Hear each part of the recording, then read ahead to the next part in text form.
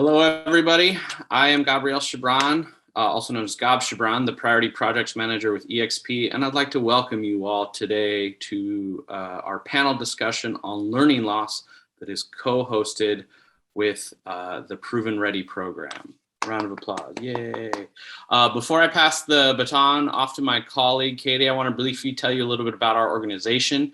EXP is a local Southern California nonprofit known as the Opportunity Engine. Why is that? Our mission at EXP is to prepare students for a better life.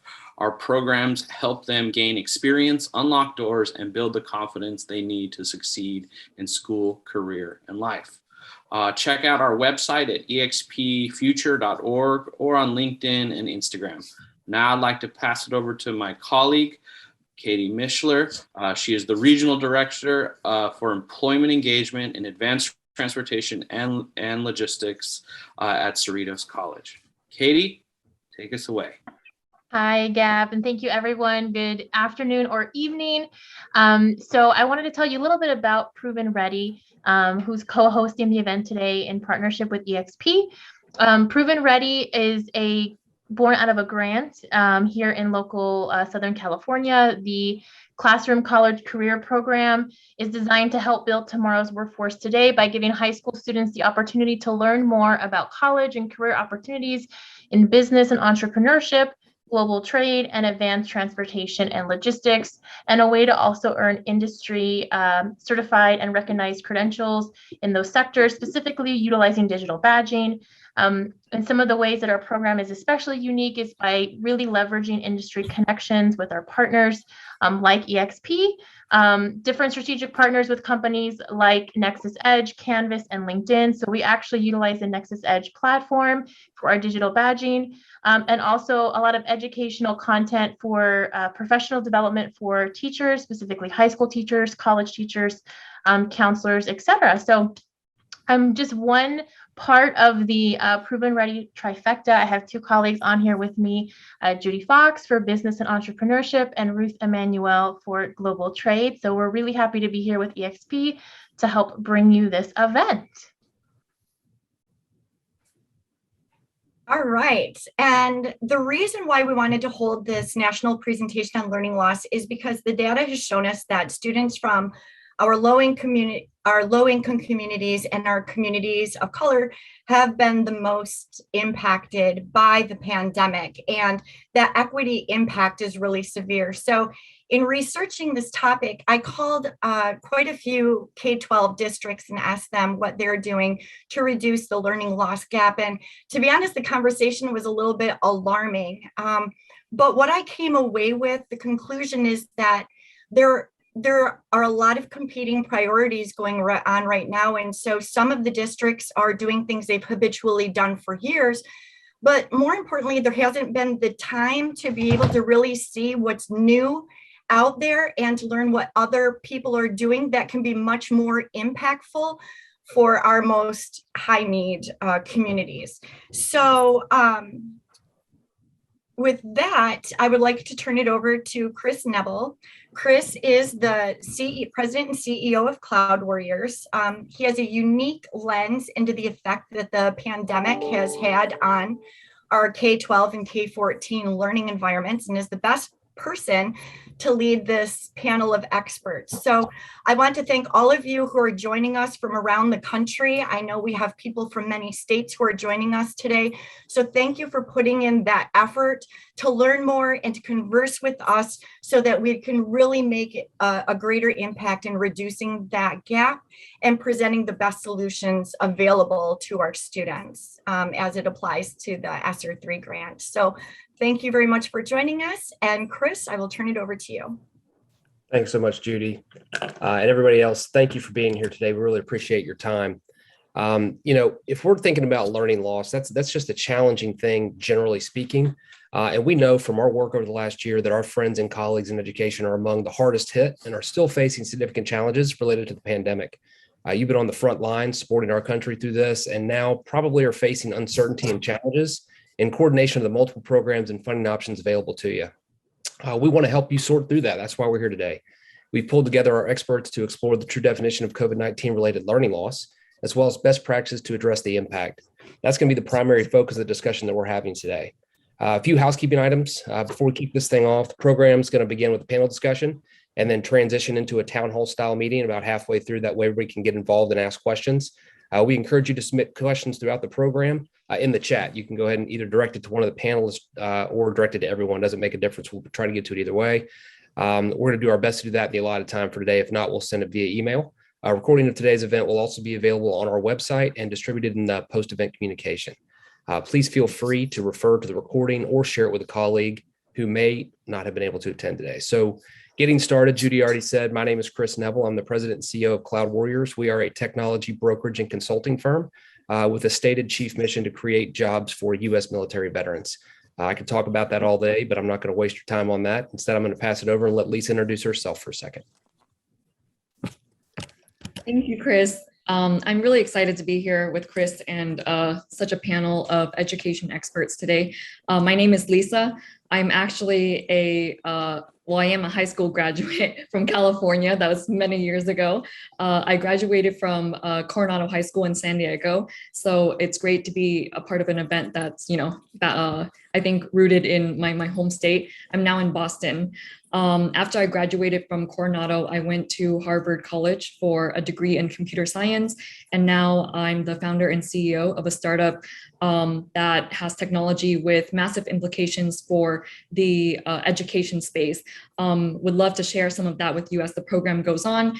In short, what we do is we build AI that can detect emotional and behavioral cues and responses and reactions in live conversations. So if you imagine a professor or a teacher that can tap into all of the data that's been produced in her conversations with students, in her lectures, in the conversations her students have with tutors, and she can know with high accuracy what questions are students asking and what is the best answer that elicits the most understanding from students based on how they're responding to you, based on what they're saying in these one-off conversations. So we'll go more into detail there, but I think that for me, learning loss, it's a negative thing for society, but I also think a spin that we can put on that is actually learning gain and learning opportunity. So the fact that education is being expedited into the virtual and online world means that there's a lot more data available to teachers to improve outcomes with their students. And so what are the hidden opportunities there during this time? And I believe that we'll have a very interesting conversation on that today. Thanks. Thanks, Lisa. Melissa? Thanks, Chris, and thank you all for joining us. My name is Melissa Griggs, and I am a grant consultant for Learn, Design, Apply Incorporated, and we are a full-service grant consulting and management company, and we have our expertise in technology. I have been in this industry for some time. My company, I adopt the experience of my company, and we have been working in the distance learning and telemedicine space for the last 20 years on competitive and discretionary grant programs. Now, I would say I would give it the 80-20 rule. 80% of my job now is to help organizations, specifically K-12, navigate stimulus funding. As you all know, we are looking at 3 different stimulus packages, from the CARES Act of March of 2020 to the Consolidated Appropriations Act of December of 2020. And now we are into the American Rescue Plan of 2021 with a new infrastructure bill in the House. So lots of funding available. So I'm here to help you talk through specifically the ESSER funding that's relevant for elementary and secondary schools. I will just say, on a personal note, I am the mother of 4 K-12 students. I have an 8th grader, a 7th grader, a 3rd grader, and a kindergartner through the pandemic. So that was fun from a parent standpoint. So for all of you involved in education, I thank you from the very bottom of my heart. And I'm excited to hopefully give some perspective on funding and how to find that during such crazy times. So thank you all for having me. Learn something new every day, Melissa. Thank you so much. Vince, go ahead, man. Good afternoon, everyone. My name is Vincent Sciotto. I work for OKIN. We are a managed services organization that specializes in conventional managed services like call center, help desk, service desk, as well as IT service management, professional services, and all the technology around all that, from AI, so artificial intelligence, to ML, machine learning, to different types of interaction, such as robotic process automation and speech to text and text to speech type technology. My background, so prior to joining OKIN, I spent collectively about 25 years in Fortune 100 companies, with focus and responsibility primarily in the service desk space globally, so managing service desks across the globe for those organizations, as well as being responsible for all of the integration of technology and leveraging different types of tools like that are AI driven to help enhance transactions, discussions, ensuring not only customer service, but ensuring that we had the most efficient, effective service possible. And my focus at OKIN as a Chief Innovation Officer is really not as much on technology as it is on trying to work with our customers to better position them to be able to embrace change, drive innovation through methodologies and frameworks. And in the end, yes, be able to adopt different type of tech to get there, but really it's about changing the way people work. So really about driving some organizational change management.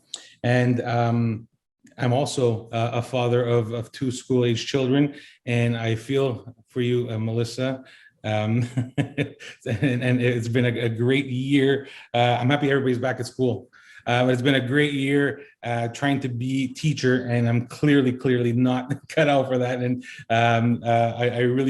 I learned to appreciate and reappreciate, I guess, teachers, but appreciate them more as a parent this go around.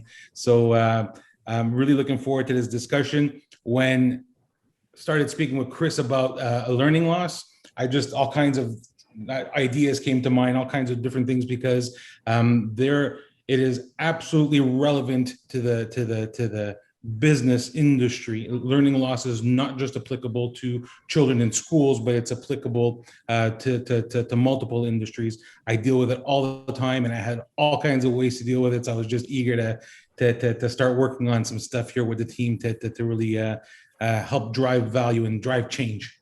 So looking forward to our discussion. That's awesome, Vince. Thanks, man. A common thread in today's discussion, everybody, is going to be a question that most of us ask ourselves on a daily basis, even if it's only in our subconscious, which is there a better way? Better way to get to work, better way to make a hamburger, better way to skin a cat? It's the never-ending pursuit of an answer to that question that's driven innovation for millennia. Let's keep that in mind as we navigate through today's agenda. So to have a productive conversation about learning loss, we actually need to get it all on the same page and need to understand exactly how it's defined in relation to the pandemic. A holistic view of learning loss, according to the U.S. Department of Education, includes the academic, social, and emotional needs of students. And as Judy mentioned earlier, the disproportionate impact on underrepresented student subgroups, and then the professional challenges facing teachers and administrators like you here today. For additional context, as we entered this discussion, Vince just went, but I'm going to call on him again. I'd like our panelists to talk for a few minutes about their background and how they see learning loss from a macro perspective. So Vince, can you tell us a little bit about, while you're at OKIN, what you're seeing in terms of learning loss and how it's impacting your business? So as an outsourcer, we deal with multiple clients that have multiple requirements and multiple sizes. And so we have learning loss as it pertains to seasonality, different things that happen at different times of year. We have learning loss as it pertains to volume. There's different size clients that don't always call in, and when they do, you need to remember what it is that you're supposed to do the right way. And then we have learning loss just as it pertains to different types of technology and things of that nature. So for me, it's something that I'm continually having to deal with. And having to address either by offering recursive type training, right? So really going through and trying to train and retrain folks, but also by providing them with tools in the form of knowledge management, knowledge bases, but also in the form of technology. So for example, I've got, an AI ML bot that goes through and looks at different types of words that are being used to describe a problem and is able to quickly go look up the scenario and in a knowledge article and put it in front or position in front of an agent or an educator as they're talking with a student or an end user, and is able to help guide the discussion a lot more. So I find by having a multifaceted approach, including frameworks such as Lean and continual service improvement methodologies that come out of different platforms like the IT information library. The combination really allows for us to tackle this in a multifaceted way. There's no silver bullet. There's no one way that works every time. We just got to find different ways, put them together, and then optimize as much as possible in a continual fashion, and continually ensure that what we're doing is fit for use, fit for purpose, and continues to be so.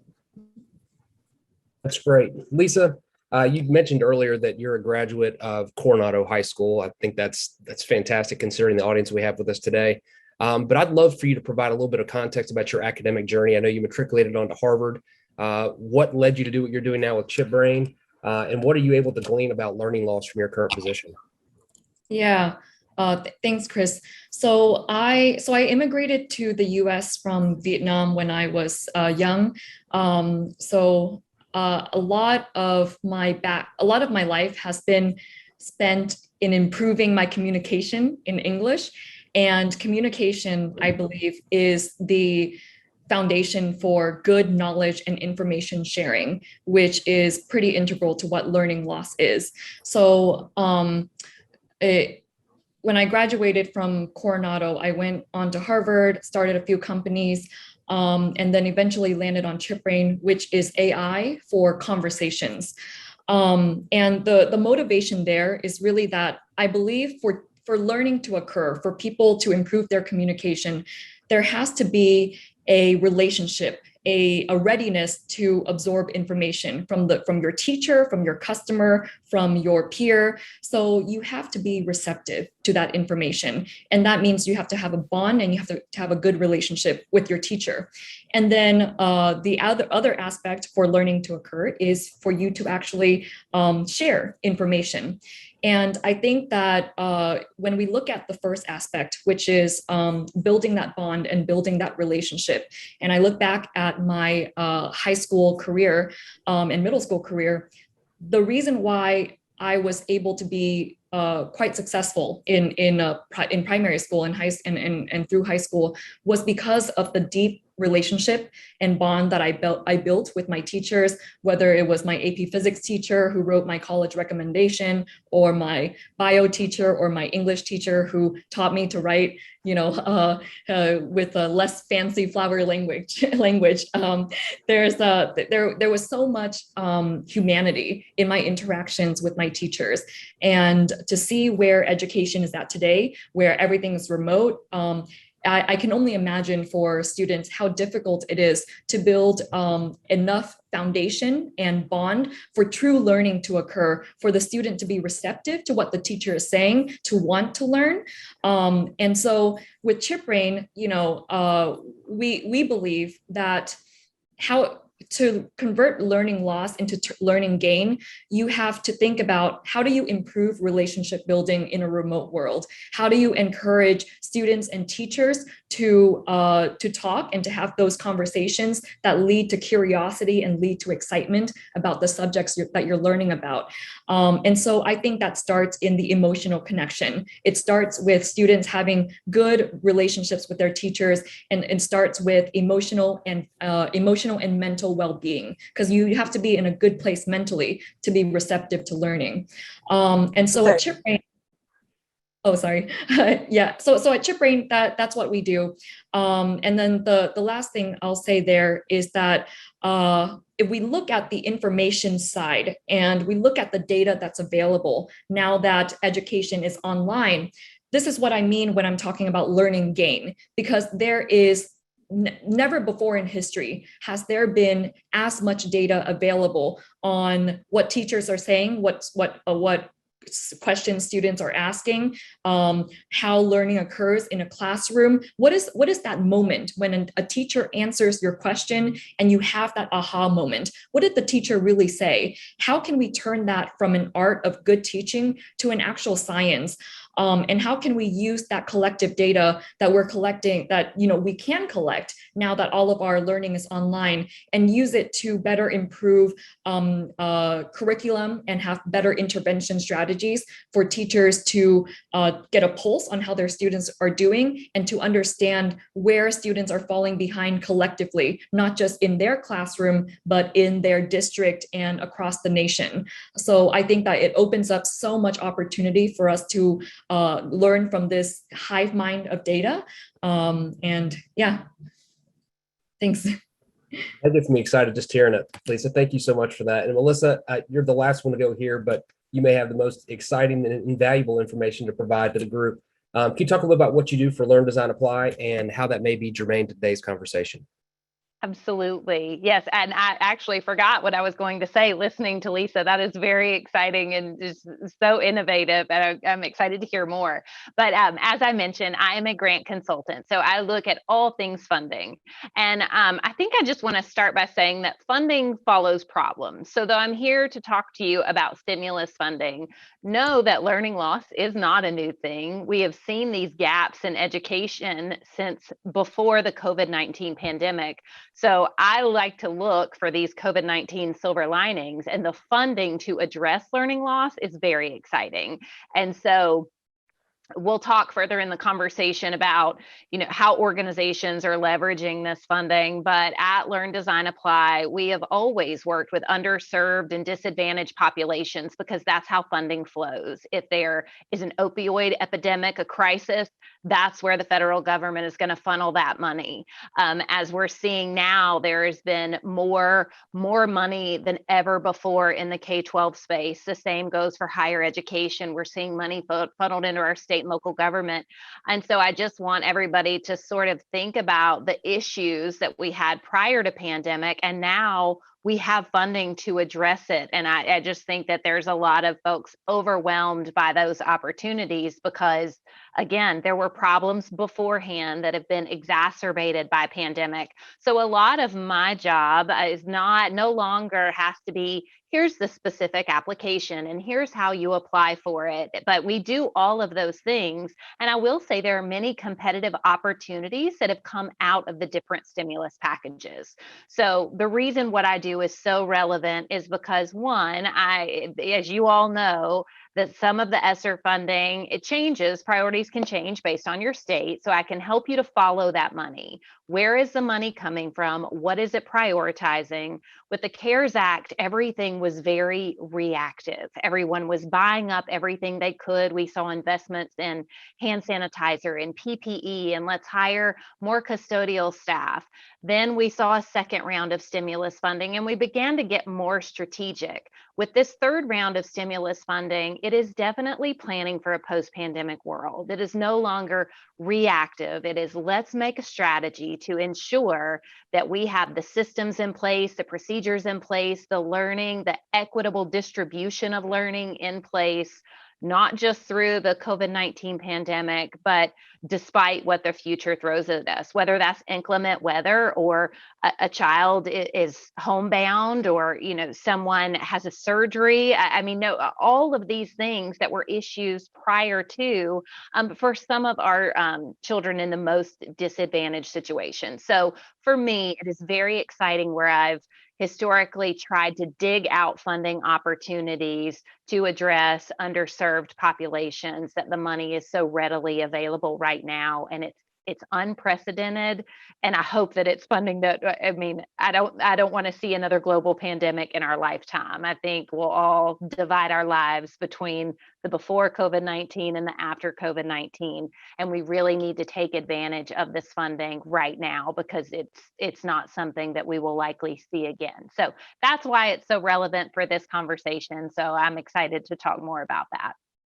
I don't have a view, Melissa, into your screen, but I bet you're getting DM'd by every single person on presentation right now. So if we're really moving forward into learning loss, we've got to break down the U.S. Department of Education's definition into individual parts. And so starting with that first element, which is academics.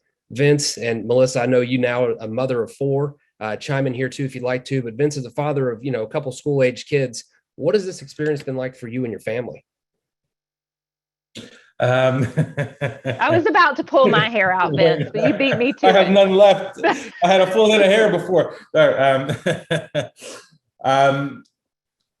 So here's the challenge that I've had. So it's not necessarily the availability. I really have a desire to help, and I'm available. And so, yes, time, is an issue, but it's time, right?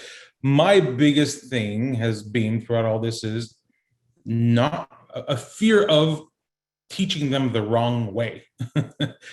So simple things like division. The way I learned division and the way my kids learn division are 2 different things.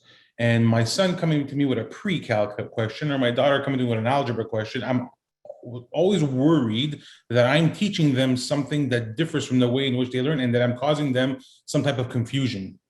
So I as much as sometimes I look at stuff, I say, well, I think my way is simpler. I try not to influence that too much, because in the grand scheme of things, maybe I'm just gonna hinder them more than anything else. So that's been my big thing, is really trying to make sure that I'm teaching them the way that they're learning, and that's short of Googling things and seeing how things are done. I mean, that's where I'm challenged most of the time. We ask Alexa a lot. We asked her a lot of questions. Yeah. Absolutely. So Lisa, I'm so intrigued at Lisa's part of the conversation. But Vincent, you put it so eloquently, and I wouldn't have thought that. But absolutely, my children were in the same boat. They were learning math differently, 3rd grade math, so much differently than how I learned it. And I do feel the same as I got my degree from the University of North Carolina at Chapel Hill. I mean, I think I'm well educated, and we had resources, we had help. I have parents who are educators who were able to step in and help. And so again, my heart bleeds for those who didn't have those resources, because I saw how much we were struggling.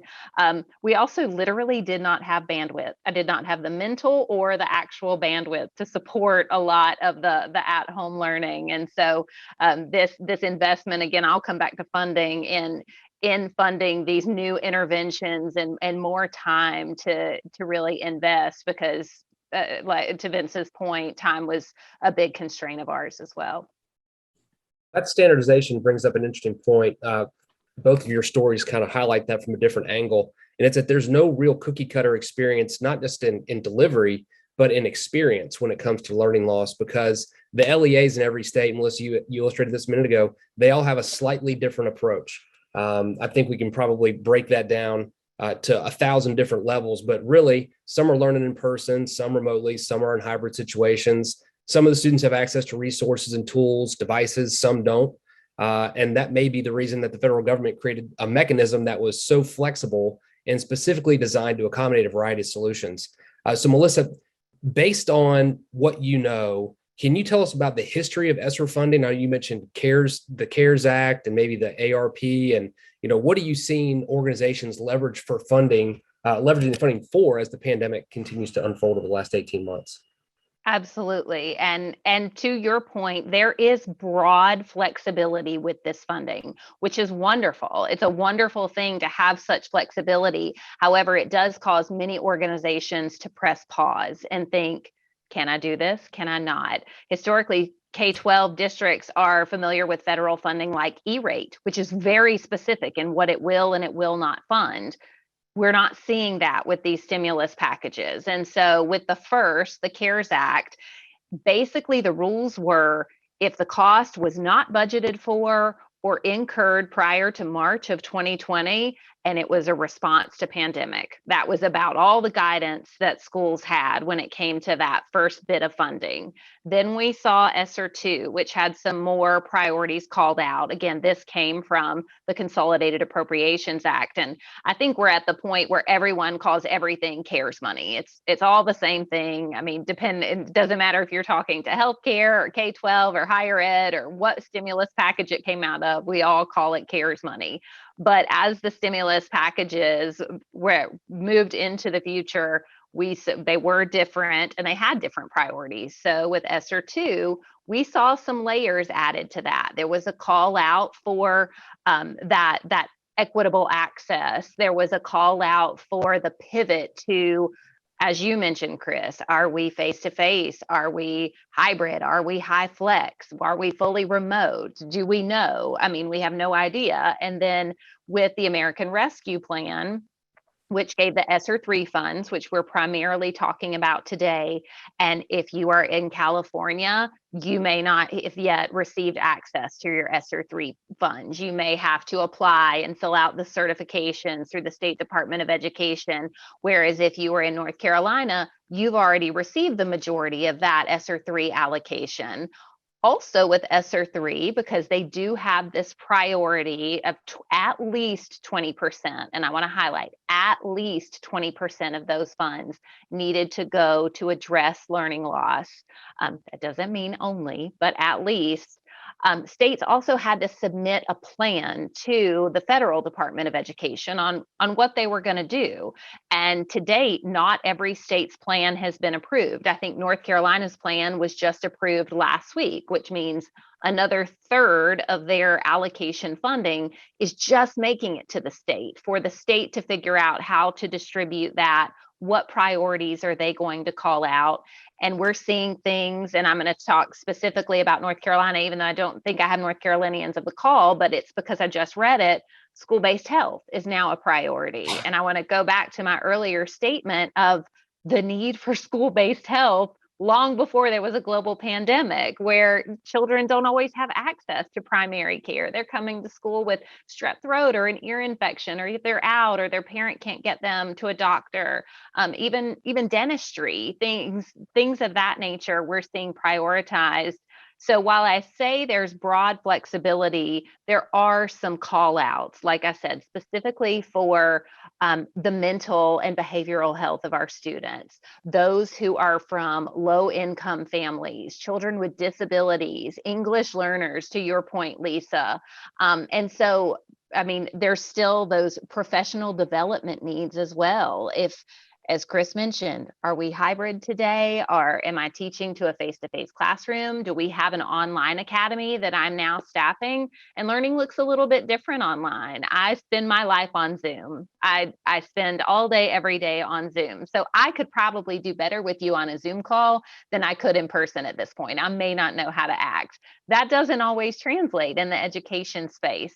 So again, we do have this broad flexibility of funding, but there are some nuances depending on your state, depending on your district, depending on the priorities. So we'll get into some of my advice for districts as they move forward with some of these purchases. But yes, lots of flexibility. But again, we are seeing more strategy, more forward thinking. How, if we're going to spend these dollars that we will likely never see in this amount again, let's make sure it's future proof. Let's make these dollars last and count for something. And the school that we create today may not be the school that we had yesterday that already had some gaping holes. That's right in line with the question that we're looking at in terms of like the umbrella, right? Which is, is there a better way? So Lisa, back to the critical elements of the definition of learning loss, looking at social emotional wellness as a primary focus. A lot of academic institutions are pouring energy and resources into that right now, but that may be hard to scale. Scale is something you understand really well. Can you tell us a little bit about how nuanced that assessment can be and what you've learned in developing your emotionally intelligent AI? Yeah, absolutely. And just to piggyback off of Melissa's point about what are we going to do with all of this money if it's a once in a lifetime opportunity to see this much money flow into education. I think it surprises me that there's not more direction from the government on where they would like to see this money spent. It seems to me that education infrastructure and lasting innovation technologically is probably a good investment of this money. I have a long background in the political campaigning tech space. And to kind of draw a page from that, one of the reasons why the political system is so, it's very difficult to campaign in the US. And one of the reasons why is because there's not lasting technology or data that is stored from cycle to cycle. So you rebuild everything again. And that sort of fragmentation kind of mirrors what I'm seeing in the education space with every school kind of reinventing the wheel. There's no standardization. There's no, of course, there's no central authority that says, hey, let's focus education on building tools that can support students' emotional health. And so I think that to Chris's point, like how can we scale? Because doing things in that fragmented way is not going to scale. So I actually have a small demo that I can share on what sort of data we can start collecting on emotional and mental health and well-being. And with the disclaimer that this is not a standalone tool. You can't rely on AI to make judgments about your behaviors or to diagnose your psychological well-being, but it is a way to enforce what I like to call a single yardstick that's objective. So even though maybe it may be off, it's objective and it measures every student with the same pair of eyes. Whereas if you have individual subjective assessments from teachers, many teachers, they're tasked with, evaluating their students just peripherally, like, is there someone who seems like they're acting off? Do I need to alert a counselor? These are subjective calls and subjective judgments. And depending on the teacher, depending on how close they are with the student, depending on how much the student shares with them, you're going to get a lot of false negatives or false positives. So how can you actually standardize and scale and use AI to help in the diagnostic and in the judgment of how our students are doing? So what I'm going to do is share my screen for a brief second. And Chris, can you all see my screen? Okay, great. So this is an example of the sort of data that we can collect. This is a pilot we did with an Indian-based education company. They sent us a few recordings of calls between teachers and parents. And now this isn't speaking to students directly, but hopefully you can see how that carries over. What we can do is we can actually measure in a very fine-grained way how a teacher or a parent or a student is reacting in real time throughout a conversation. So if we look at, okay, the parent, this parent spent a lot of time being joyful in this call. What about this parent? A lot of time being skeptical. And we can look at things, our AI can automatically generate things like what could be improved from this conversation. For example, if you look at this, in this call, our AI said, the parent is frustrated because the teacher does not seem to understand what they are asking. The parents want to know if there are discounts for 4 kids joining the summer camp program. So this is part of their sales team, I believe. Or look at this.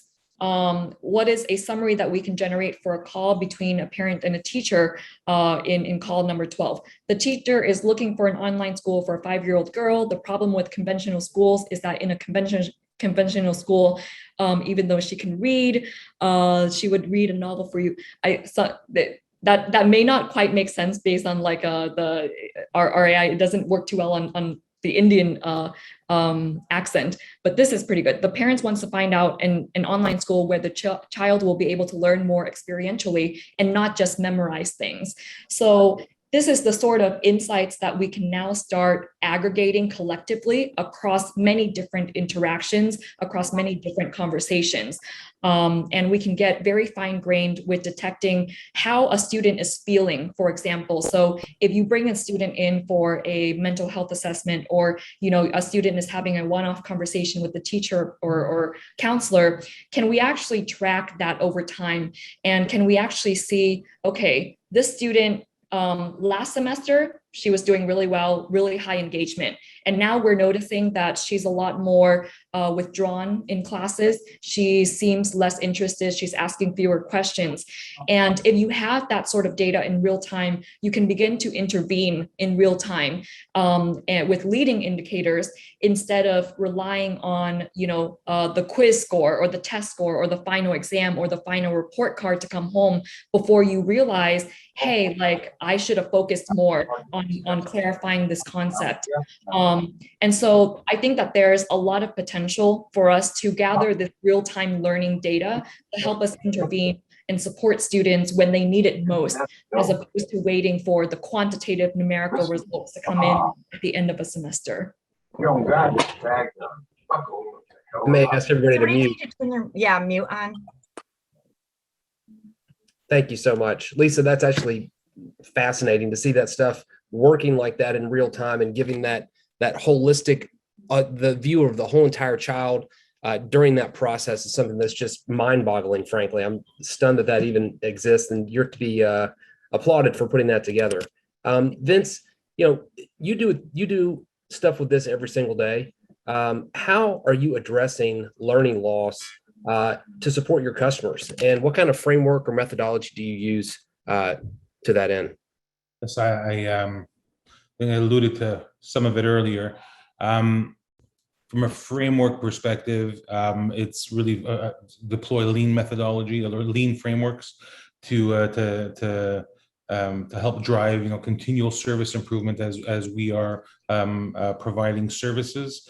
But we're able to tie that back with lean. We're able to tie that back to the different components that we've got that make up a bit of service. So when we look at the different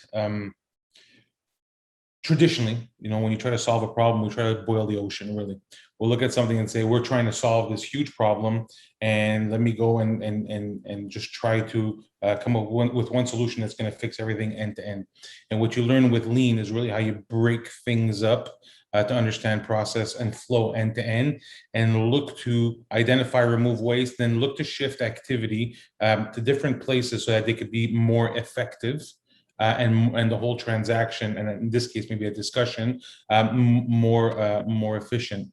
And so what I've done to address learning loss is apply the framework and the methodology, so the continuous service improvement, CSI, and lean, and to try to break down all these little transactions and try to fix them by bits as opposed to trying to fix a problem end to end. That allows for us to do a couple things. It allows for us to do things iteratively, so we don't wait for something to be done to say, voila, here's the solution. We can, we can quickly start applying components of a solution, but it also allows for us to measure and evaluate. And so if we tie back to some of the sentiment analysis or AI components that Lisa was referring to, when we identify things, we're able to take action quickly, and we're able to provide analytics that allow for us to understand if a specific transaction has an impact on the end result. Rather than waiting, so if I could say, like for tutors, for example, if we have a tutor, you're typically going to a tutor for, the child, you say, I have a problem in math and I don't know, pre-cal, let's say. And so that tutor is going to touch a whole bunch of different concepts within pre-cal. And then from that, you got to correlate it to whether or not there's benefit, that, that the student is actually benefiting from that transaction. And in the end, are they going to get a better grade? And, and so that it's really a large interaction that touches multiple components that in the end we hope has an impact. Whereas when I break it down and look at different components, I'm able then to say, okay, I've taught this specific concept, right? And using these specific examples, these examples work better than those examples, and I'm able to get a specific result that I can measure through time and continually improve upon. So that's the big differentiator that the methodology and framework allows you to apply is, being able to be specific and have specific results as opposed to generalizing and then hoping to have, a benefit at the end that may or may not be applicable to a specific transaction. So what you're saying, and you can help me understand this a little bit more, are you comfortable working in, and if you look at the problem as a, 1 through 10, and you have 10 different problems along the way. You solve problem 1, then problem 2, then problem 3 in a vacuum, and use disparate tools to perform that service. Is that what you're saying? You kind of get, you can use different things to create that solution? Even further than that, yes, there's problem 1 through 10, but there's a subset. Each one has a subset that I am able to build a strategy towards, and then not just build a strategy, but then apply and then measure success and then continually improve upon that. So it's all, if you can imagine, all these iterative little cycles, underpinning all these different activities that take place for any given problem, as opposed to a whole subject matter. Okay. What I'm gleaning from a lot of this conversation is, Melissa, when I hear you talking about what people are using, what they aren't using, and then just what we've seen just from our daily lives, is there's no real silver bullet here. And I think, Vince, you used that terminology a little bit earlier, especially when it comes to tackling learning loss. There's lots of money available. There are a lot of solutions out there, but there's no obvious panacea. So let's talk about some of the solutions that are out there and what people are actually using. We got in-person tutors. I know we have online tutoring services. There are intervention specialists. There are summer programs, and a lot of the people attending today are probably using some, all, or a combination of those solutions. And that's what most LEAs seem to be adopting across the country. So Vince, you're in the people management business. Can you speak to some of the challenges that would face an LEA that wants to identify, vet, hire, manage tutors and interventionists? Well, there's so many different things that pose a challenge. Number one is being able to hire enough experts to deal with every type of situation, scenario, all the different variables that you've got. That's a challenge in and of itself. And so what happens, you end up generalizing a lot. The complexity of scale and depth are a challenge that they would face.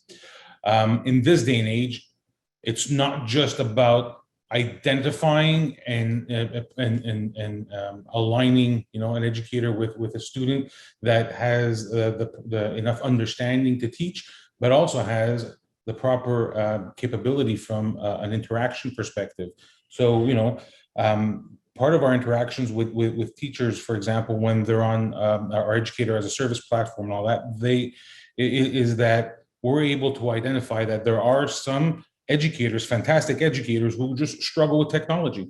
And so there's an opportunity to help them, to be able to better interact with technology that they've got. So if we're trying to hire and try to find all these people, there's a lot of there's a lot of areas to consider. So it's not just volume, and it's not just the amount of people that you need for the different types of scenarios. It really comes down to the interaction model itself is just so multifaceted nowadays. Lisa, one of the other solutions that I mentioned a moment ago is the online tutoring. You are undoubtedly the most technologically savvy member of our panel, and Vince, that's no disrespect to you, but I think Lisa has the bona fides to get it done. So what are some of the inherent disadvantages to those type of generic online tutoring services? Yeah, so I used to be a tutor in high school and in college, and spent a lot of time tutoring calculus in high school. And then in college, I was part of Harvard's tutoring program, where we tutored fellow college students and sometimes high school students. I suppose that online tutoring is not so different from in-person tutoring, except it's virtual. So I can speak from my experience as being a tutor and at one point being on the receiving end, a student and a tutor. So I think that the biggest disadvantage is a lot of students don't know how to learn. They don't know how to ask the right questions. And they think that the goal of education or the goal of school is to acquire knowledge. And they think that they're supposed to just master the knowledge that is given to them. But I actually, and feel free to disagree, but I actually think that is completely the wrong goal for school. I think the goal for school, because knowledge is always changing, because information, like you can't possibly learn all the information you need to be successful in life. And if we're honest, most of the information we learn in school is quickly forgotten by your first year of college. And so the goal of learning, the goal of learning in school is not learning information. I think it's actually learning how to learn. And so the problem, I think, with tutoring services is when a student goes in without knowing the right questions to ask or knowing the deep misconception in their mind and why that misconception exists, the learning is very surface level. So they'll try to memorize things. They'll try to memorize theorems. They'll try to memorize heuristics. They'll try to just regurgitate that on a test, and they never actually learn to learn better. And I think that schools should be focused on teaching students how to learn better, as well as, of course, teaching teachers how to teach better.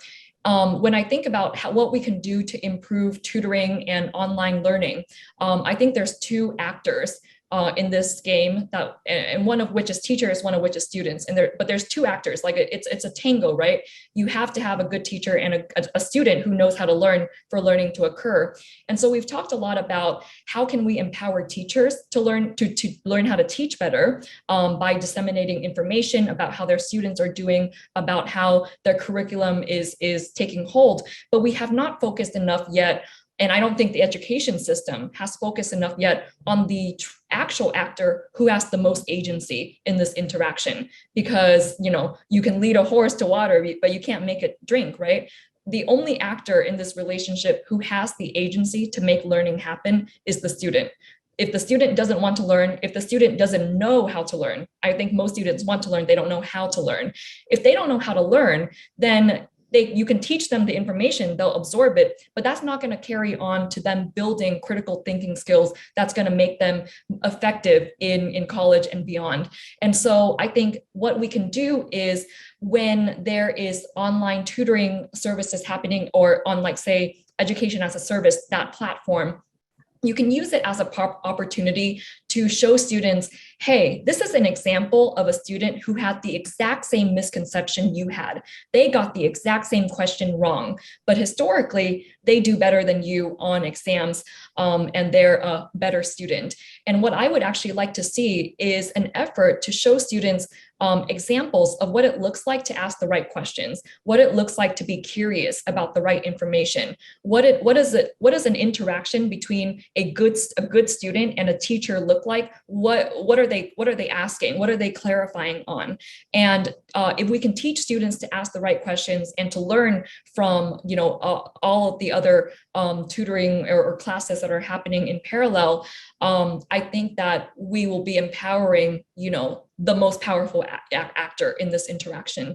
Yeah, thank you. Learning how to learn needs to go on a t-shirt. I think we need to disseminate those to everybody on this call afterwards. That was so well said, Lisa. Thank you. Melissa, one of the things that I'm struggling with, and I know Judy mentioned this earlier, is what if the students don't have access to a lot of the resources we're talking about? Can the ESSER funds, can they be allocated to provide, access to historically disadvantaged student subgroups? Can you talk about what the funds do cover, what they don't cover? What are you seeing out there right now? Well, not only can they be, those funds be used for those subgroups that have been disproportionately affected by the COVID-19 pandemic, they should. There is a call out to the underrepresented student subgroup. So you are looking at even what the states had to submit to the Federal Department of Education asked specifically about racial subgroups, children from low income families, children that are migrant students, those experiencing homelessness, or those youth that are in foster care. So not only can there be a plan for those students, there absolutely should be a plan in place for those students. And the plan, to Vince's point, is not a cookie cutter plan. It's not a one size fits all plan, because let's go back to access. Who has access to the proper connectivity? Who has access to the devices? Who has access to, let's just get even more general, who has access to the transportation to get to some of those interventions if they are face to face? And so that's why schools are really going to have to your point, Chris, have flexibility with that funding, because it's going to look different district to district, school to school, student to student, and what's going to be successful. So again, with the broad flexibility of this funding, you are really tasked with justifying the plan. You are tasked with justifying the spend, and we'll talk a little more about it, but the spend hesitation that I see is because people, superintendents, board members are afraid of being audited. They're afraid at a misstep. And so I would think that because this is a federal priority, that funneling funds into those specific subgroups, into those specific plans, to make sure that those interventions are in place, to make sure, to Lisa's point, that the technologies are in place, the resources that are in place, the support is in place, are absolutely what these funds were used for. And I have seen all sorts of things done with this federal funding, and I won't call out specific schools or even areas, but I've seen backhoes justified with this funding because it was less expensive to buy a backhoe and dig up fiber and repair it than it was to completely replace it. Or building ice skating rinks to bring for state and local government to revitalize a downtown area. So I do not minimize the feeling of the fear, but it does sometimes, it's laughable to me what some folks are okay with spending federal funds on, and where it comes to these actual federal priorities, there can be a little bit of hesitation. So a resounding yes, the funds are there for these subgroups, for those allowable activities that are going to address learning loss. And again, that's not a one size fits all. It could be multiple different interventions. That begs the question, Melissa, are you seeing a combination of services typically that LEAs are applying for? Or are they saying, hey, this is my boat, I'm getting on this boat and it's the only boat I'm taking? A little bit of both. And I'm from the South, and I'm not meaning this in any political way, but there are very much states and districts who are, we're getting back into the classroom, like, for lack of a better term, come hell or high water. That's a Southern term for you. We are back into the classroom face to face. And again, whether you, I think that we would all agree that that can be the most effective, but it's not always going to work that way. And that's the entire point of the stimulus funds, is if that cannot happen, what does this look like? And since it did happen and we've exacerbated and increased these gaps, how do we fix it? So I would say it is a mixed bag for sure of what people want to invest these funds in. And a lot of them, to, again, just like the transportation illustration, a lot of them are to fix schools that were in need of repair anyway, to transform asbestos situations, HVAC situations. So there isn't a one size fits all. I will say, Chris, just to your question, one of the resounding nationwide call outs for the addressing of learning loss was summer school. I think a lot of people invested a lot of that 20% into either bringing more students, if summer school has typically only been targeted at a certain grade level range, bringing more children in for summer school, making those opportunities available to K through 12. So that has been probably across the board the biggest investment that I've seen, but I have seen lots of organizations. To my point, I work with technology vendors every day. And so that investment in technology, and Lisa said it earlier, the infrastructure within a school to be able to have that continued operations, to have the tools and the technologies in place, has been a big investment as well. But it for sure a mixed bag of, should we hire a school psychologist at every school? Or should we incorporate telemedicine and connect with a behavioral health care provider? So you can answer the same problem with multiple solutions. Again, that goes back to there's no single panacea out there for all of these things. And it is a little bit of a mixed bag. If we go back to our original question, which is there a better way? And we apply that standard through this entire conversation we have, I think there is a better way, actually. Several months ago, the members of this panel, we started asking that exact same question. We've each had unique life experiences and business experiences that have informed our individual opinions, but we shared a common goal, which was to find that better way. I think you can just hear it in Lisa's voice and hear it through Vince's conversations and everything Melissa is saying. This is an aspirational group of people. The way we think we found is Educator as a Service. It's a first of its kind enterprise solution designed for deployment in the K-14 environment. It takes tutoring interactions out of a vacuum. It monitors all communication between students, mentors. It looks at the SEL for the social emotional wellness of the child. It provides critical analytics to administrators. And to Lisa's point, learning how to learn, it truly teaches students how to fish for themselves.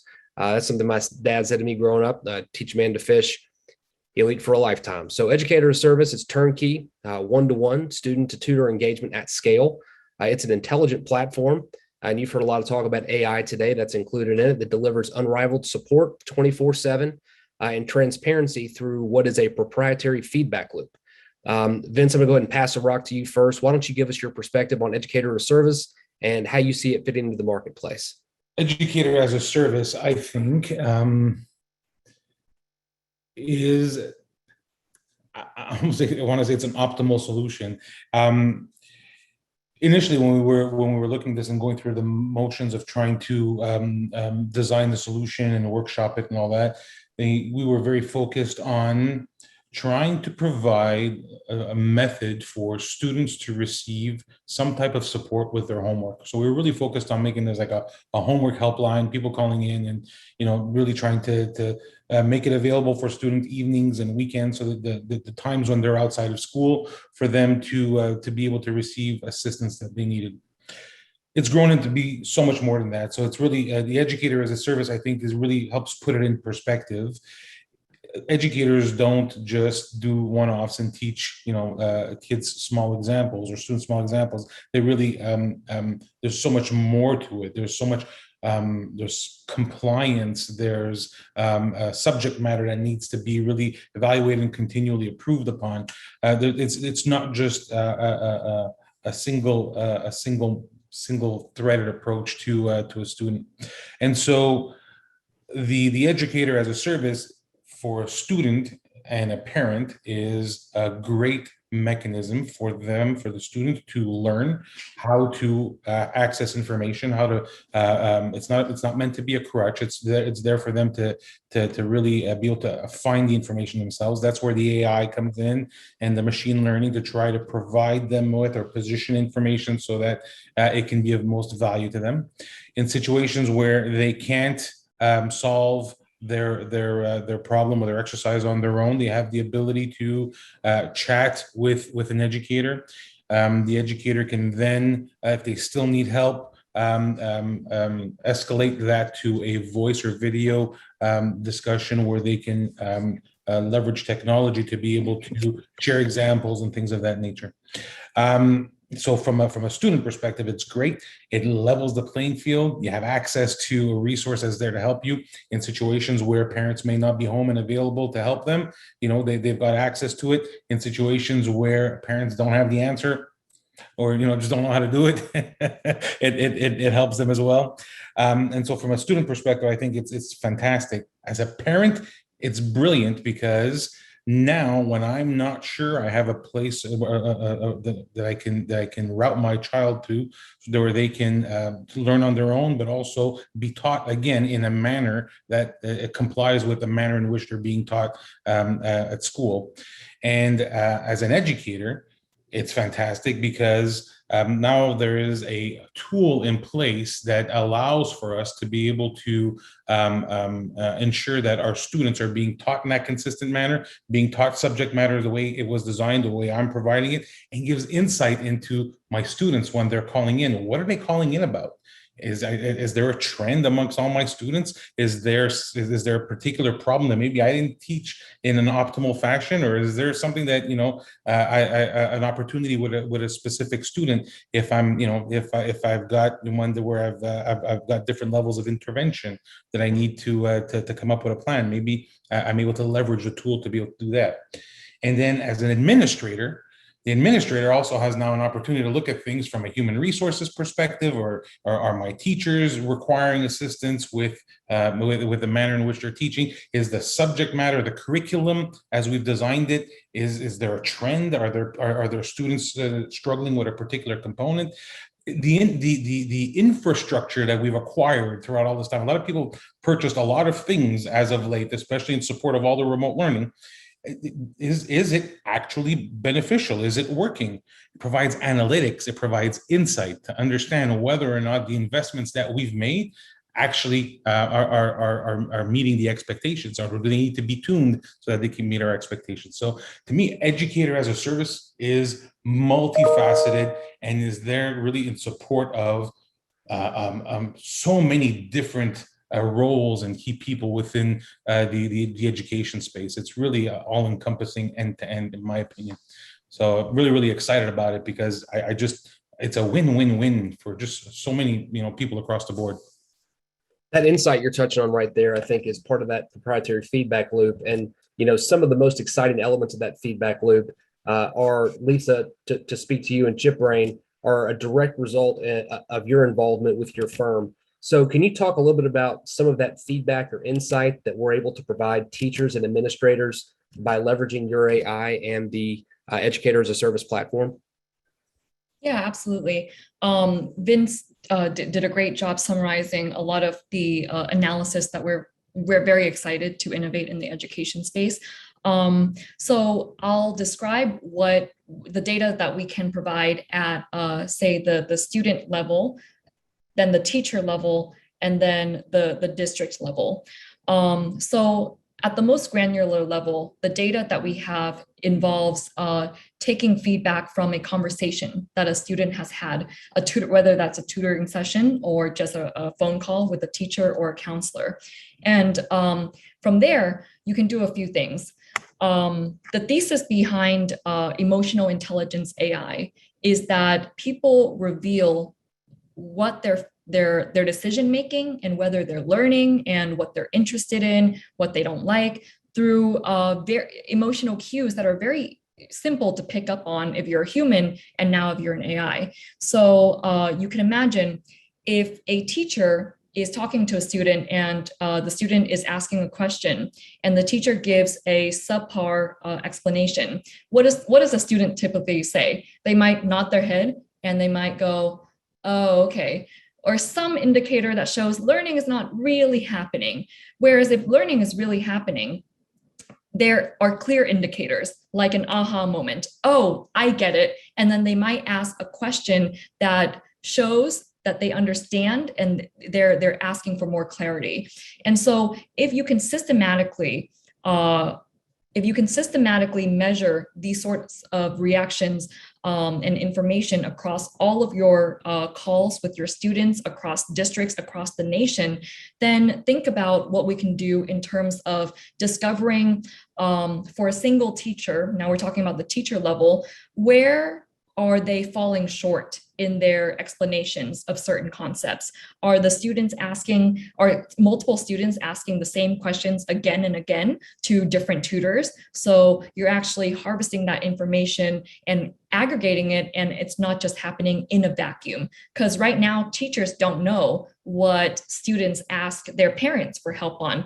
Teachers don't know what their students are asking tutors for help on. And if they did know that, they can improve their curriculum. And then there's also the piece of how are your students really doing? Because you can't expect learning to happen effectively if the student is in a bad state of mind. Maybe there's something happening at home, maybe they're distracted. And a lot of times students won't explicitly say those things unless they have a really good relationship with the teacher. So there's two things that I'm quite excited about here. One is just measuring the emotional and well-being of the student via the AI that I demoed earlier. And that is an indicator that teachers can use to see how their students' behaviors are changing over time, and allow them to intervene early. The other application that is very exciting is, can we actually measure how much chemistry or how much relationship building is possible between a student and a teacher? Because my best teachers are teachers I was, for whatever reason, I connected with. They really spoke to me. I enjoyed talking to them. I enjoyed learning from them. And if we take a page from, say, Vince's company, where they have expertise in routing the right agents to the right people, is there something we can do here? Can we route the right tutors and the right teachers or the right counselors to the right students? Can we actually measure and make it scientific who we put, whose homeroom we put the student in at the beginning of the year, right? Because that process is, it seems to me like it's completely random, or there are variables that affect it other than, do we think that this teacher is going to really connect with the student? And is this the right teacher to teach the student? And so if you can actually measure, hey, when Lisa talks to teacher from homeroom 1 versus her period 6 teacher, she's a lot more engaged, she's happier, she's more open, she's asking a lot more questions. Whereas when she talks to this other teacher, she doesn't seem to be as engaged. If we can actually systematically measure that, then imagine what we can do with that information in terms of assigning teachers to be mentors to students, in terms of optimizing student-teacher pairings. And there's just, there's so much that we can do here to help districts make better decisions, to help teachers make better curriculums, and to help students become better learners. That's fantastic, Lisa. Thank you. Melissa, none of this matters if it's not paid for, right? I mean, so one of the things that you do is you find really creative ways to make that come to fruition. Can you talk a little bit about, and you touched on it earlier, that 20% learning loss requirement in ESSER? It's actually just that minimum. It could be up to the other 80% as well. Where does Educators as a Service fit into there as a platform? Number one, and then number two, what is your advice for organizations that are looking at, either holding on to their money or they're spending too frivolously? What is your advice for different LEAs as they look to spend their allocations, especially to help them avoid that fear of a misstep, which is just a natural part of the process?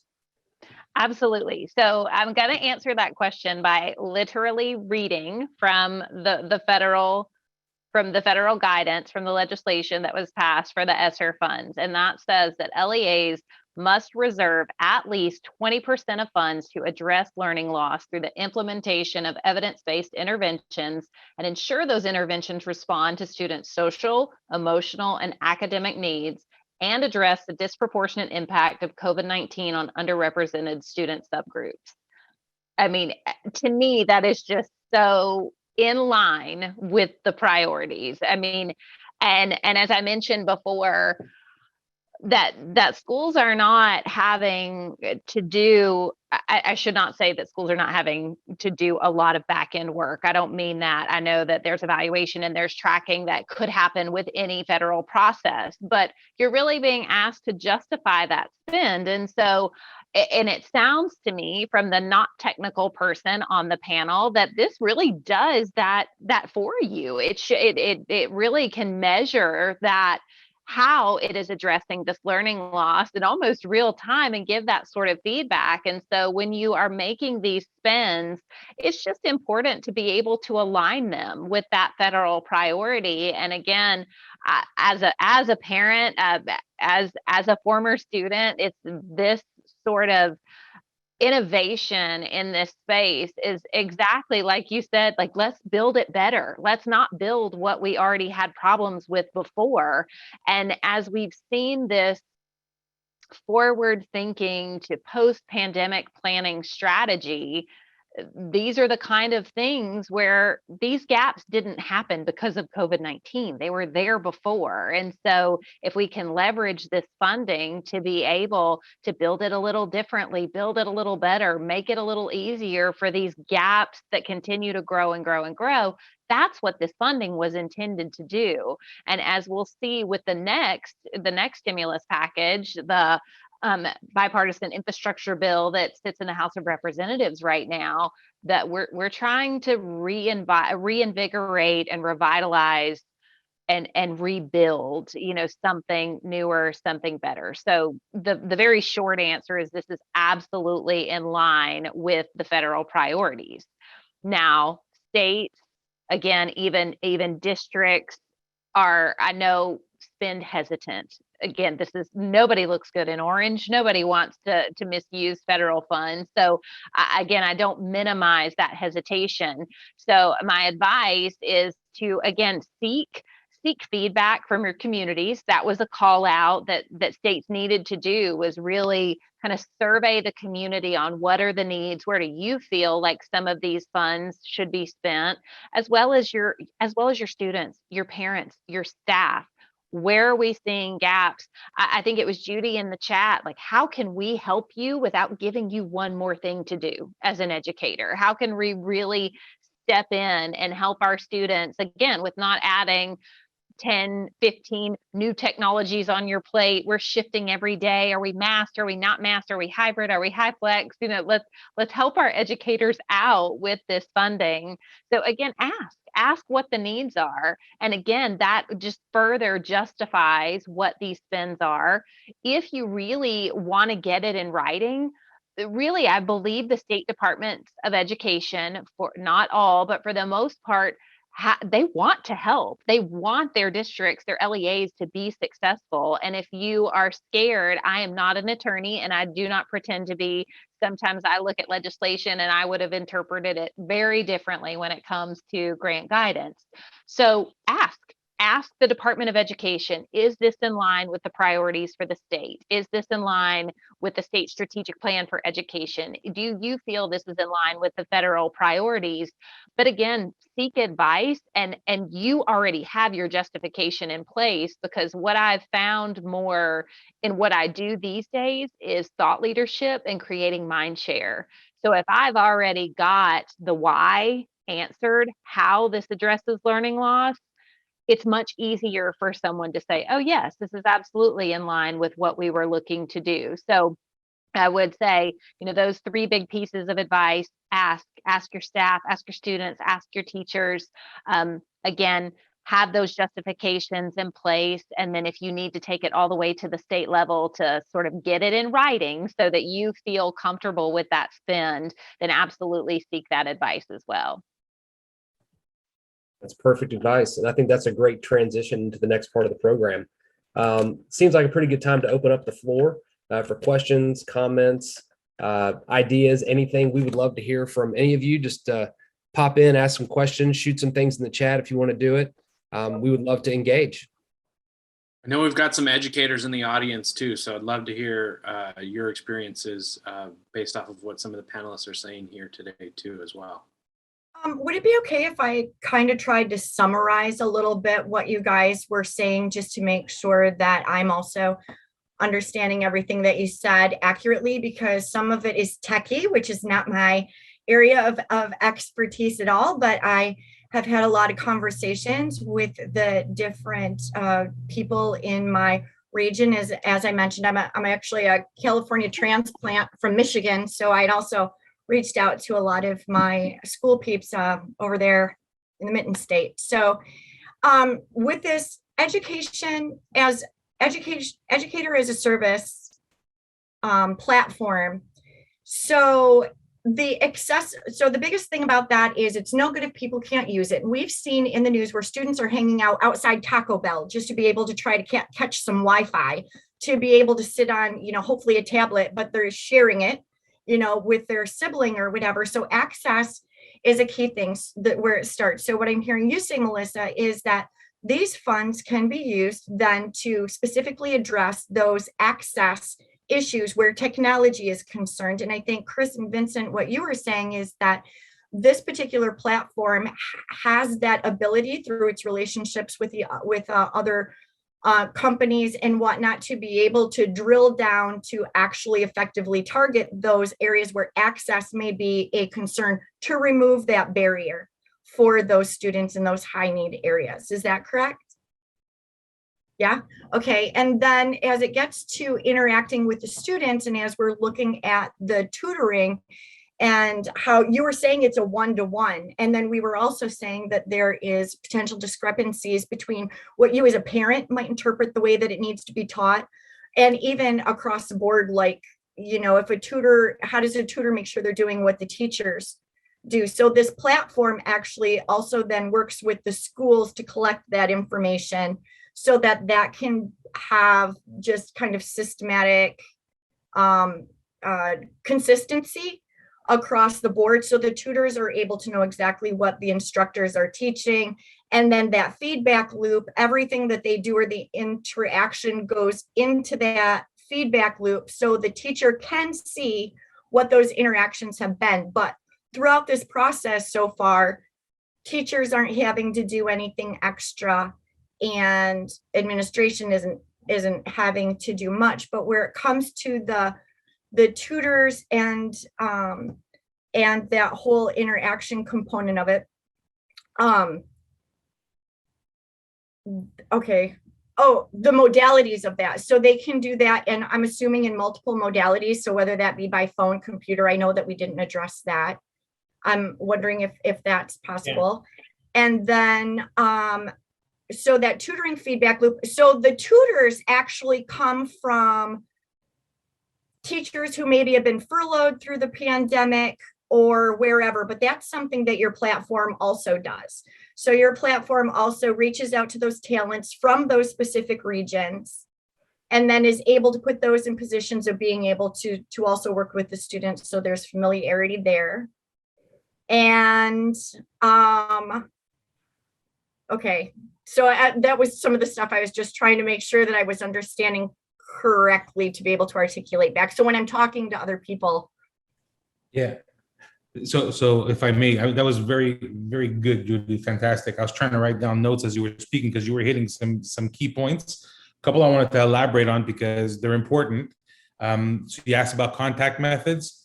Absolutely. There's the ability to contact via laptop, right? So they can get in through chat, or they can, you know, have the video transaction. They can do it with their smartphone, right? So a video transaction can take place like that, but they can also call in. So if they don't have the internet, they can call in and get help. It's not optimal, but it's help nonetheless that, you know, that someone can walk them through. You mentioned the tutors. I keep on referring to them as educators. I know they're tutors. I keep on referring to them as educators because for the most part, the way in which we've designed this is that you know, we've got different levels of or different degrees of difficulty with the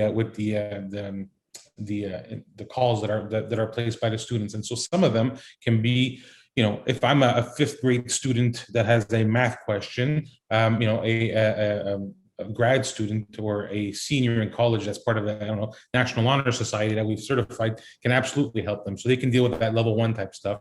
And there's some that's more complicated. And so that you probably have someone that's got a formal education, you know, background that would be better positioned to do that. Think of retired teachers as well, just people that are just general tutors. And so those are the type of folks that we would staff. But what's cool is that because the calls coming in are complementary to the school day, it's optimal for educators to be able to sign in and provide the service. So we staff it with the educators, and with the call routing, what we do is we do focus on routing the call to. We'll look first to say, is one of these child's teachers available? And so we can route the call over to them, because who better than their teacher to be able to help them? And then the second priority is I'll look at, is there anybody within the district? And then the third priority is I'll say, is anybody within region? And then fourth, within state. And then ultimately it'll go and look at another state for someone with that skill set that's able to help them. So you can have someone, I don't know, a student in Alaska being supported by someone in Philadelphia. And so we're able to route the calls all that way. It's awesome because it's complementary to work schedules. And ultimately, you know, we're able to, when we onboard the districts, we're able to bring in all of the curriculum as it's being taught, onboarded into the system, so that the tutors, when they're, in order for them to be able to teach the students, not just about understanding the subject matter, but it's about understanding the subject matter and being certified in that district, right? And so it's multifaceted. We'll certify, you know, you may be an educator, fantastic, and, you know, and it will be able to easily certify you on that, but, you know, we want to make sure that you're able to teach the curriculum as it's designed in that region. So there's also that component that we'll look at. Thank you. What are the hours? I'm sorry? The hours of the tutoring? So they start from, so evenings start at 3 o'clock, and it's all in time zone. So it's 3 p.m. to, I believe it's 11 p.m. Within time zone. The reason, so initially I was trying to make it available way later. And so as I was meeting with different school principals and administrators and teachers, I got the feedback saying, you know, if you make it too late and you make it available too late, they're going to call late, and you know, they need their sleep. And so you want to be able to sort of put it within a window. So we put it till 11, I want to say it's 11:30, I'm sorry. We put it till 11:30 because we took things in consideration, like if they're in high school and they've got a job, the time it takes to, you know, finish their job, get home, you know, get ready and start looking at their homework. We want to give them at least an hour and a half worth of access to a resource. And then it's all weekends from 7 a.m. to 11:30 p.m. Saturday, Sunday. And Vince, to build on that a little bit, and Judy, to answer part of your question here through a different lens, is the knowledge base, the platform that we have that's designed to offer support. That is a 24/7 resource. It's got chat functionality. It's got a lot of those things that allow students to, again, learn how to learn, solve problems on their own, go and access some of the things that Lisa referenced earlier today, which are, you know, other students that are in a like and similar position. How was their problem solved when it was addressed? So we have the platform that's 24/7, 365. And then to Vince's point directly, we have that window of service hours, Monday through Friday, and then again, the blocks on Saturday and Sunday. Yep. How does this help support teachers, and can this address student-teacher burnout, increase teacher retention? Vince, you want to take that, or you want me to take it? Absolutely can. So, you know, earlier when we were talking about, you know, how we came up with the idea of the concept of the homework helpline first, and then the educator as a service, is that we were also trying to say, how do we help the educators? Because you know, we're getting a lot of feedback that educators are saying, you know, I'm just bombarded. You know, the students are texting me, sending me, you know, emails left, right, and center. I'm never able to clock off because I'm always trying to help them, because, you know, you want to do a good job. And so what happens is that, you know, it's inevitable. You get to burnout. You get people that want to resign. You know, that just, it decreases the resource pool. And so what this does is it provides another avenue that the teachers can pass the students off to, and allow for them to be able to keep an eye on and receive feedback. And so they're not completely, it's not like you're pitching something over the fence. You are, you know, hand-holding, if you will, through the program. And so it gives for more longevity. It gives for an opportunity for us to leverage our veteran teachers, you know, a lot longer. It gives an opportunity even for teachers that just may have left and you know, would like that maybe have a part-time job or have an opportunity to get back into it a little bit. It gives them that opportunity as well. So I'm really seeing it as adding longevity to careers and really giving a great quality of life to our teachers. Picture is oftentimes worth 1,000 words. So let's look at this, and Vince, you can help talk through some of this, and you too, Lisa, on what you see here, where you intervene, where the value is derived from these engagements. So again, if we look at the student ID being verified, that what we do is we directly integrate with the student information systems with the district, and we're able to not pull that data, but we're able to mirror that data that handles all of the FERPA requirements and a lot of the student privacy issues. To Vince's point earlier, the intelligent routing. That goes wherever that resource is that needs to be aligned with the student to provide the right answer. That's what happens right here.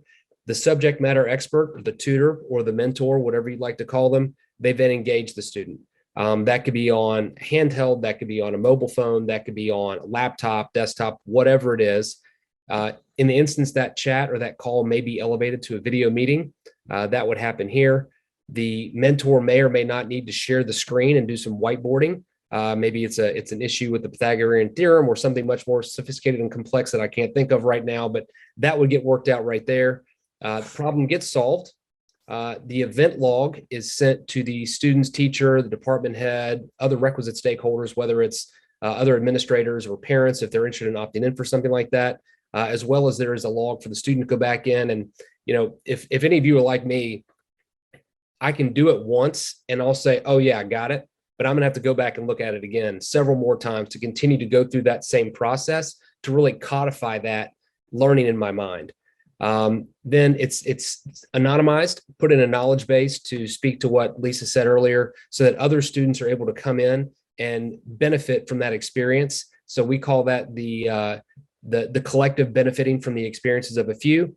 Then the ticket is closed. So Vince or Lisa, if you guys want to jump in here and talk about any of this stuff.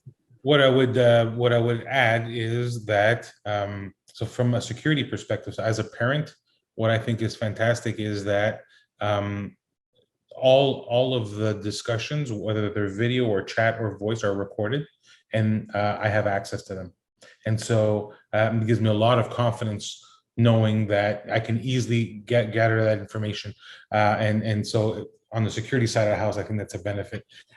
From a technical security perspective, we're never downloading any private information, and so things like the student's name and so on and so forth are not housed in our systems. So we never have access to that information in our systems. It's always a view in, and so that's also very important because from a security perspective, it remains on premise for the student learning software.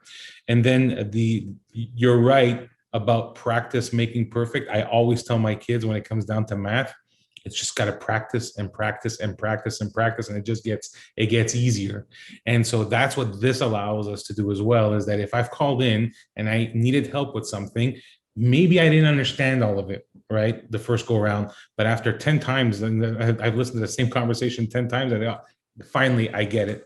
And so it's another method for us to ensure that our kids are grasping what's there for, you know, as opposed to us just repeating over and over and over and losing patience with them. Vince, what you just said right there is really interesting. It made me think of, Lisa, what you were talking about earlier today. You know, if you're looking at how some of these students are behaving on these calls with the mentor or the educator, and you're looking for some of those clues in terms of who really is benefiting and at what stage in the life cycle of the engagement is the light bulb going on, is that another area where you can imagine using some of your analytics and your AI to generate those types of feedback? Yeah, definitely. And that would be the sort of what I call the leading indicators, if we're to use like a business terminology, the sort of catching those light bulb moments in real time are leading indicators that learning is happening. And if you can catch that and validate that learning is happening in real time, then you don't have to wait, you know, until the finality of that report card before you can help a student learn a concept more comprehensively. I also wanted to make a comment about how a lot of platforms, like having a platform for unified education information is not a new thing, right? Like when I was in high school, I was trying to look it up, but I used a platform where my teachers would post assignments. We would get, scores and report cards shared there, quiz scores, things like that, announcements. In college, I used another similar platform. If anyone knows the name, please pop it in the chat. Or even like Piazza. I think many of you might be familiar with Piazza, Moodle. I don't know if it's Moodle, but that is to say, like, there are a lot of existing platforms to support the information sharing. And when I think of education as a service, what Chris is showing here, this is the next evolution of that. Because those platforms, of course, they fall short. They're not up to date. They're not in real time. They don't provide real-time support for students. And so if we are to continue innovating in the space of online education, it seems very natural to me that this would be the next evolution of those sorts of platforms.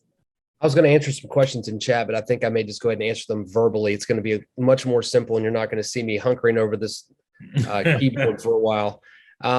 I'm seeing one question right now, which is, how long does it take to implement such a comprehensive solution? Is there enough time this year to get this going? The answer to that is a resounding yes. This turnkey solution can be up and rocking and rolling in a matter of weeks. It's not a months long, it's a weeks long.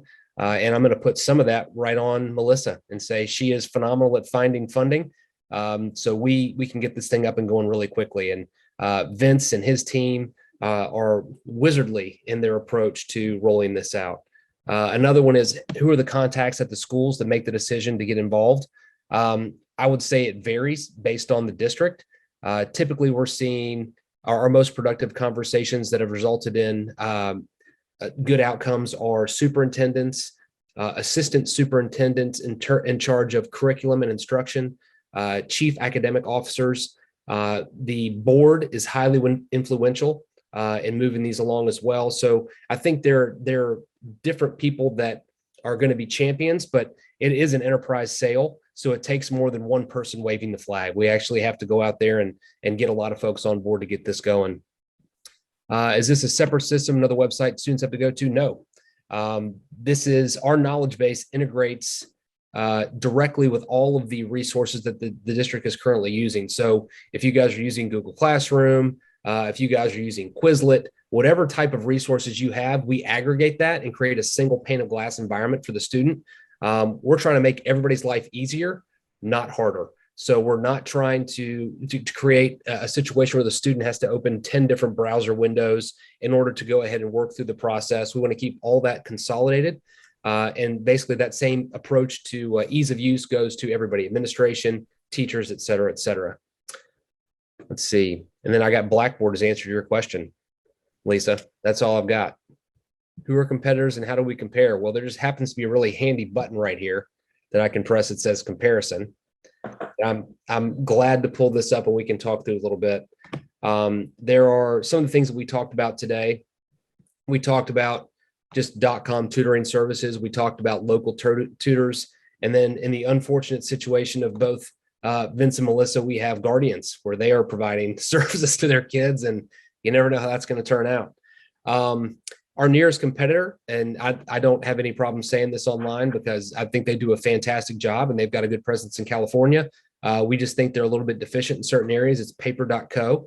They do a nice job delivering. I think they're working with several districts out in your area. We've got this. I dropped this link into the chat. I'm not going to, cannibalize the rest of everybody else's evening with this, but you can see how we stack up. Some of the things that I would highlight are key differentiators. One is the feedback loop, and that has so much to do with what Lisa and Vince do on a daily basis that creates that value that nobody else provides. Taking your head out of the sand, and I just think I can't highlight enough how important that is from an educator's perspective, from an administrator's perspective, for everybody going forward. There are a lot of folks out there that do live help on demand, 24/7 access, multimodal. We talked about that.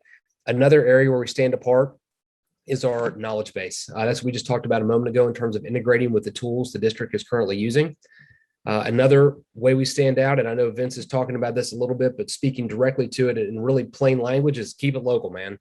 We're keeping it local. We're taking federal money and we're creating local jobs. So if you've got a district where there have been furloughed employees, if there are teachers in the district that are looking for additional help or additional work on the weekends or the evenings, we are going to take that federal dollar and that federal money and put it into the local community to help drive engagement there, because who's better to deliver services to the kids that adhere to regional local norms than the people that actually live in that community. So That's really important for us, is to create that type of symbiotic relationship between the tutors and the students.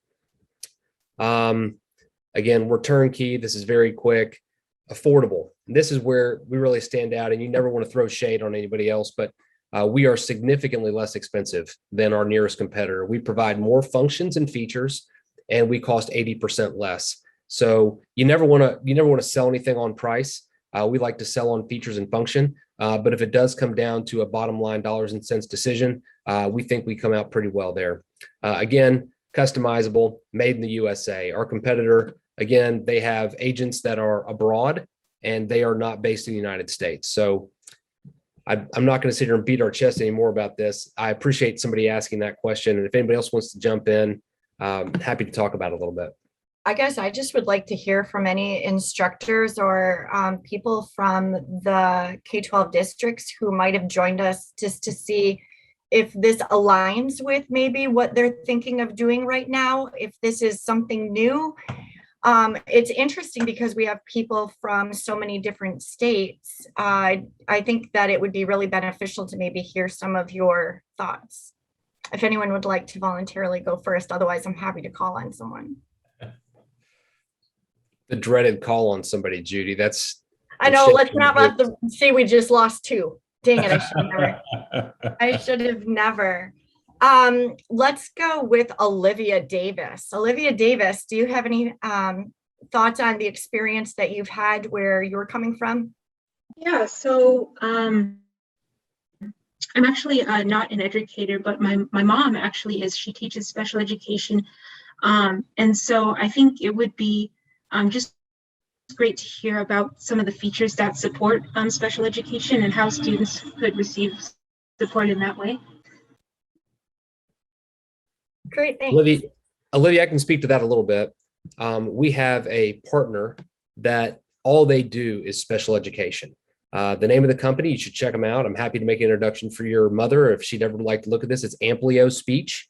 Amplio is a market leader in addressing special needs children and helping specifically not just with learning loss, but education in general. They are a fantastic company, and we're proud to be associated with them. Great, good to know. And just out of curiosity, how is special education support, I guess, customized based on age group?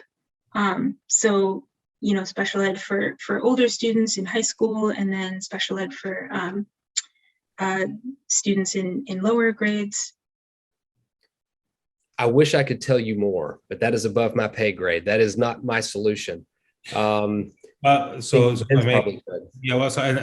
special ed, specialist, but I'll tell you that the manner in which we create profiles, student profiles, not for the others. We've got the information that comes from the district as it pertains to the student themselves, but we've got a profile, a persona. That's the word I was looking for. Sorry, a persona that we build that has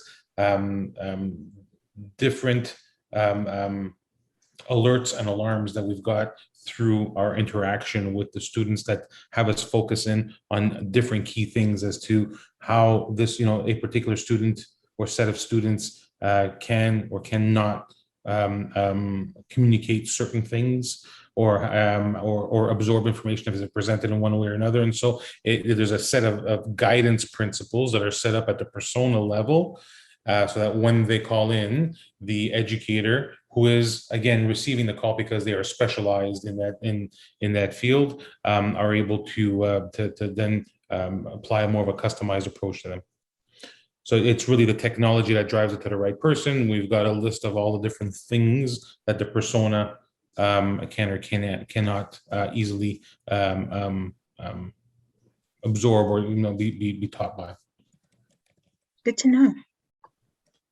So then whether a student is struggling or whether they're more in need of academic support, or whether there may be somebody like Lisa who's just, who's like a really advanced student but wants to continue to advance and get help in some of these other courses. Really, I mean, we're focusing on our our low income and our communities of color being in the highest need, but this solution actually supports everybody in terms of springboarding their own academic standing, right? Levels the playing field. Levels the playing field. Exactly what it does. People or students that wouldn't normally have access to that type of resource suddenly have it, which is fantastic. Great, thank you. You guys have all been so wonderful today with your time. Thank you. Yes. Anybody else have a question to hop in here on before we pass this thing off to Ruth? And Looks like we just got another one from Marie on the chat. How are the ways ESSER can help us spark curiosity or encourage learning? Lisa, you have done a wonderful job talking about learning how to learn. Maybe you can take that, or if Vince, you want to take it, go for it. Yeah, I think that it's boring to learn in one-on-one interactions if you're not having fun. And I think the best students or the most high-performing students are the ones who are truly curious about the curriculum that they're learning, or they enjoy learning for whatever reason. A lot of time that reason is not nature, it's nurture. So opening up a student's eyes to the wonder of asking questions about the world and figuring out answers. So I believe that if we're able to do good routing between students and teachers and educators who can inspire the student to get excited about what they're learning, and not just like, if you can take a student and if they're asking you a question, you can answer their question, or you can get their wheels really spinning and have them look at it from a different angle that will spur a little bit more wonder into why this knowledge exists or why this information exists. And if you can actually, I'm not sure if Chris, this is in like the program architecture, but I actually think if students had exposure like to other students, like for example, you have multiple students calling in about the same problem. Well, a lot of times the best person to teach a student how to learn is another student who's recently had the same question and they figure it out themselves.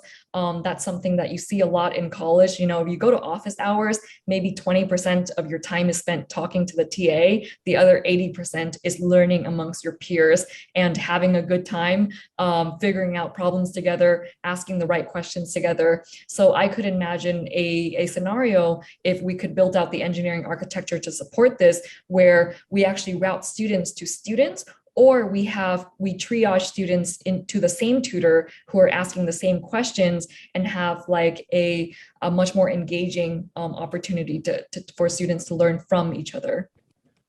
Students, in order for them to really try to be curious about other things, need to be confident, right? Need to see results.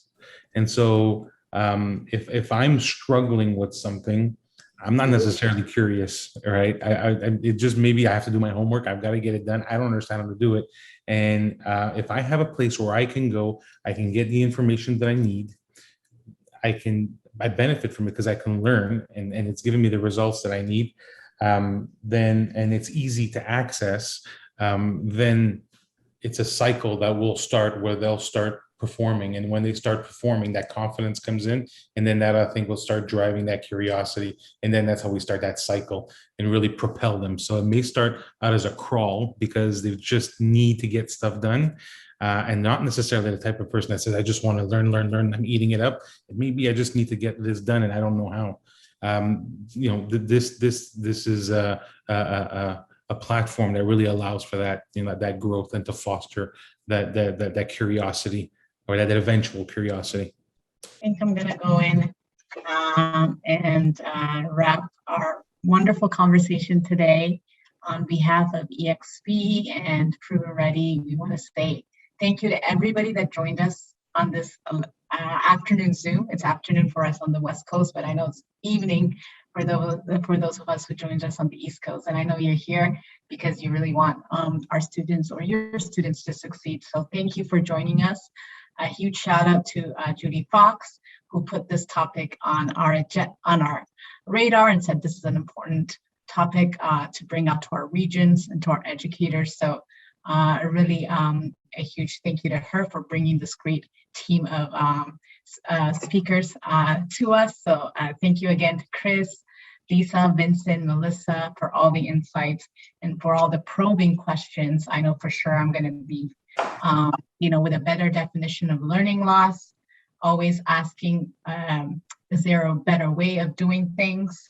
And really always making sure that the goal is to level the playing field and to make sure we're teaching kids to learn how to learn. So if we're finding solutions that gets us to those objectives, I think we're on the right path. So thank you again to everybody. Let's keep in touch. If there's anybody here that has additional questions, we will be sharing out the recordings of this Zoom, but we're also, the speakers will also be available to you. So you feel free to reach out to Chris or Lisa or Vincent or Melissa or to any of us for any other resources. Let's stay in touch, connect on LinkedIn or any other means, and let's continue to serve our students wherever we are. We'll Thanks send again, a follow-up email to all of you with the contact information as well and the links that were provided to you today as well. Yes. Thank you, everybody. And thank you, Gabe, for coordinating everything on behalf of EXP. Appreciate it. Have a good evening, afternoon, everyone.